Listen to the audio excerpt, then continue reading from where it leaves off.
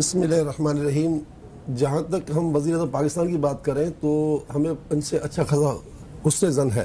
اچھا تو یہ جو میں پڑھ رہا ہوں اخبار، فواد چودھری اور شیخ رشید، ان دونوں نے بڑی جھوٹی باتیں لکھی ہیں.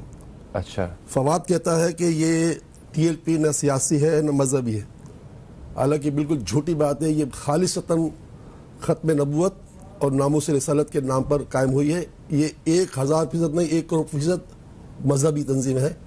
اس کا کوئی مقصد نہیں ہے. یہ کہتے ہیں ان کے پاس 27 کلاشنکوف نکلی ہیں. تو یہ بالکل جھوٹی بات ہے. جب ایسے کام ہوتے ہیں تو راہ اور دوسرے ایسے لوگ بھی گھس جاتے ہیں اور بدنام کرتے ہیں. اور دوسرا یہ لکھا ہے اس نے شیخ رشید نے، یہ بالکل جھوٹ بولتا ہے شخص. میں نے کل وزیر اعظم پاکستان کو پیغام بھی دیا ہے.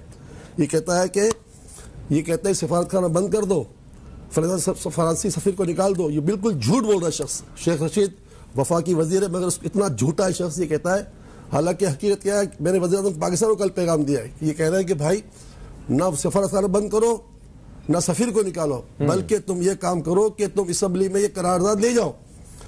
پارلیمنٹ جو کہتی ہے ہم اس پر ہمیں منظور ہے، ہمارا کوئی مقصد نہیں ہے. تو عمران خان صاحب ایسے جھوٹوں کو، شیخ رشید جیسے جھوٹوں کو اور فواد جیسے جھوٹوں کو اپنے سے ہٹاؤ. یہ ملک کو تباہ کر دیں گے. یہ ٹی ایل پی کہتے ہیں کہ یہ نہ سیاسی ہے نہ یہ مذہبی ہے. یہ جھوٹے ہیں، مکار ہیں یہ لوگ. اور پاکستان کے یہ انتہائی مخلص لوگ ہیں. یہ رسول پاک صلی اللہ علیہ وسلم کے غلام ہیں. یہ کہتے ہیں کہ پیارے آقا کے نام پر اگر کچھ بھی ہوا تو ہم اپنی جان دے دیں گے، اور دے رہے ہیں. اور یہ ختم نبوت اور ناموس رسالت کے علمبردار ہیں. ان کا کچھ بھی نہیں ہے.